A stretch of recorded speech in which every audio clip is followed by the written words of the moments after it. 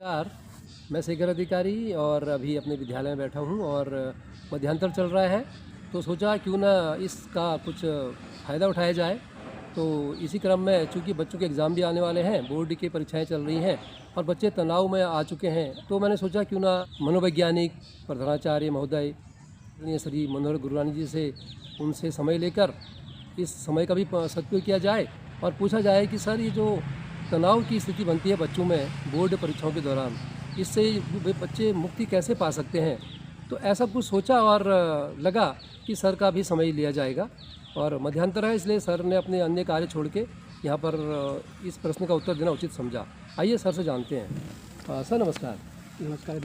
Sir, ये high school के बच्चे मुख्य रूप से तनाव में आते हैं सर ये परीक्षा के दौरान, तो इनको सर तनाव से आप तो उनको बताते रहते हैं क्योंकि आपने इस फील्ड में बहुत काम किया है। मैं आपके यूट्यूब चैनल पे देखता हूँ कि बच्चों तनाव से मुक्ति कैसे आपको मिल सकती है। तो आज सर क्यों ना मैंने कहा इसी बात को दोबारा रिपीट किया जाए। तो सर आपसे ये मेरा एक रिक्वेस्ट रहेगा कि सर प्लीज़ ये बताइए कि ये बच्चे तनाव से मुक्ति कैसे पा सकते हैं। अधिकारी जी, सर्वप्रथम आपको बहुत बहुत धन्यवाद। आप इस फील्ड है क्योंकि यह समय भी बहुत इम्पोर्टेंट समय है क्योंकि बच्चों की परीक्षाएं होने वाली हैं और एक अच्छा सकारात्मक संदेश हम अगर बच्चों तक पहुंचाएंगे तो बहुत अच्छी बात रहेगी। आपका भी अपना चैनल है, आप एक अच्छे लोक गायक के रूप में प्रसिद्धि आपने प्राप्त की है और जो कि वो भी ख्याति आपकी है और आपके अंदर ये चीज़ें चलती रहती है। आपने सही सोचा कि हम इस समय का सदुपयोग करें। सबसे बड़ी बात तो है कि परीक्षा के दौरान बच्चों का जो है मुख्य रूप से माँ बाप का बहुत बड़ा भूमिका रहती है जी। माता पिता को सदा पॉजिटिव रहना चाहिए, सकारात्मकता रहनी चाहिए। आपने देखा होगा कि जो घर के अंदर कभी नेगेटिविटी आ रही है, का तनाव हो रहा है, तो उस तनाव से बच्चे को दूर रखना चाहिए और बच्चे का विशेष रूप से माँ बाप को भी खान पान का ध्यान रखना चाहिए। और आपने देखा होगा कि माँ बाप जब परीक्षा आती है तो सुबह से बच्चे को बैठा देंगे डंडा लेके और शाम तक छड़ी तक के रूम में बैठा देंगे, तो उससे बच्चे का मानसिक रूप से स्वस्थ नहीं रह पाता बच्चा। क्योंकि जब बच्चा पढ़ाई करता है तो मनोवैज्ञानिक रूप से आपको मैं सलाह देना चाहूँगा सभी लोगों को, तो 25 से लेकर 45 मिनट तक का एक सत्र रहना चाहिए। उस पर 5 और 10 मिनट के बच्चे को गैप दिया जाना चाहिए। उस गैप के दौरान में बच्चे को संगीत सुन ले या घूम ले या आप लोग उसके कोई पॉजिटिव बातें माँ बाप बताएं, तो उस बीच में उनका ऐसा रहेगा तो बच्चे के अंदर एक पॉजिटिविटी आएगी और एक सकारात्मकता आएगी और बच्चा नई ऊर्जा के साथ 15 मिनट जो 5-10 मिनट की गैप के बाद बैठे बहुत जल्दी से उसको याद करने लगेगा। और दूसरी चीज़ पॉजिटिविटी की बात मैंने आपकी कि पॉजिटिविटी ही बच्चे के अंदर रहनी चाहिए जी। अगर बच्चे को देख रहे हैं कि बच्चे के अंदर कोई उथल पुथल हो रही है तो माँ बाप का इस पर बहुत बड़ा दायित्व है कि बच्चे से पूछें बेटा क्या हो रहा है, उसको सहानुभूति प्राप्त करें, उसके सहानुभूति देने के साथ साथ उसको धैर्य दें ताकि उसका आत्मविश्वास में उसका बढ़े। जब उसका आत्मविश्वास बढ़ेगा तो बच्चा एक सही दिशा की ओर आगे जाने लगेगा। ये मुख्य रूपेण है। और उसके बाद इसमें देखते हैं कि टीचर की भी बहुत बड़ी भूमिका होती है। बिल्कुल सर। अध्यापक जो है दिशा देता है। अगर आपने देखा होगा बच्चा जो अध्यापक की बात को मान लेता है, कई बार माँ बाप की बात को नहीं मानता, तो अध्यापक एक ऐसा प्रेरणा स्रोत है जो बच्चे को सही दिशा और सही राह देने का काम करता है। परीक्षा के दौरान अध्यापकों के द्वारा भी उसको एक सकारात्मक ऊर्जा देनी चाहिए। उसके जो टाइम टेबल है, पढ़ने का उसका शेड्यूल है, उसको निर्धारित करना चाहिए ताकि बच्चा हर शेड्यूल में हर क्षेत्र में जाकर उसको पढ़े ताकि उसको एक सही दिशा प्राप्त हो सकेगा। उसको ये बताना है बेटा परीक्षा तो निरंतर आपकी चली आ रही है, जब आप पैदा हो रहे हो तब से लेकर आज तक परीक्षाएं चल रही हैं। आपने LKG से UKG इसके 10th में पहुंच गए तो परीक्षाएं चल रही हैं। इन परीक्षाओं के दौरान आपको डरना नहीं है। आपको वैसी ही परीक्षा देनी जैसे आपने 9th से 10th में दे रहे हैं, 11th से 12th में दे रहे हैं, कोई परीक्षा अंतर नहीं है। मगर सिर्फ आपको एक हवा जो है उस हवा से बचना है।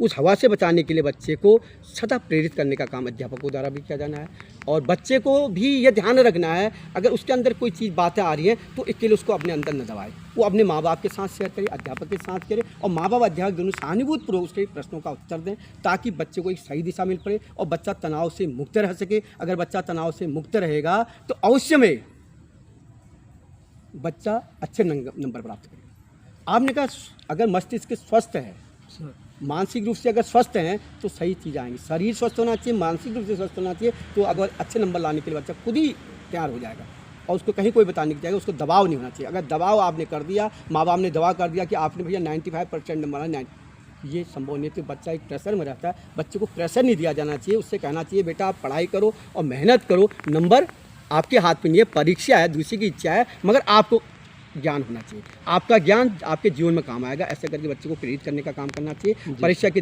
हवा से उसको बचाना चाहिए, उसके हर चीज़ का, उसको कब उठना है, कब सोना है, और सुबह उसको नियमित रूप से व्यायाम अगर कराएं, योगा उसको कराएं, तो उससे उसका अंदर स्फूर्ति और ताकत बढ़ेगी, जिससे वो याद करने की शक्ति उसकी बढ़ने लगेगी आएगा। और यह एक ऐसा काम है कि आप अध्यापक के नाते भी हम देखता हूँ आप बच्चों को बहुत अच्छे ढंग से समझाते हैं। ये समझाने का काम निरंतर हमारा चलते रहेगा, और उससे हम एक अच्छे हिंदुस्तान की कल्पना कर सकते हैं कि यही बच्चे कल के दिन भविष्य हैं। आपने देखा होगा परीक्षा के दौरान कई बच्चे फांसी लगा लेते हैं, कई बच्चे सुसाइड कर लेते हैं। ये तमाम चीज़ें वो चली आ रही हैं, क्योंकि बच्चे के अंदर भय, डर और दबाव जो है, इससे हमने बच्चे को बचाना है, तनाव मुक्त बच्चे को बनाना है। परीक्षा का परिणाम जो भी आएगा वो बात की बात है, पहले हम उसको बच्चे को मानसिक रूप से तैयार करना है कि परीक्षा में पास और फेल वही होगा जो परीक्षा देगा, जो परीक्षा ही नहीं देगा पास फेल कहाँ से होगा। इस बात को भी बच्चे को समझाना है कि बेटा आप परीक्षा दो और दूसरे की इच्छा पर निर्भर है, नंबर दूसरे ही डालने हैं, मगर आप तनाव मुक्त होकर और बिना दबाव से आप परीक्षा दो। आपका रिजल्ट का कोई प्रभाव इसमें नहीं है, आपका ज्ञान सदा आपके जीवन में काम आएगा। इस प्रकार से बच्चे को प्रेरित करना है, बच्चे को एक नई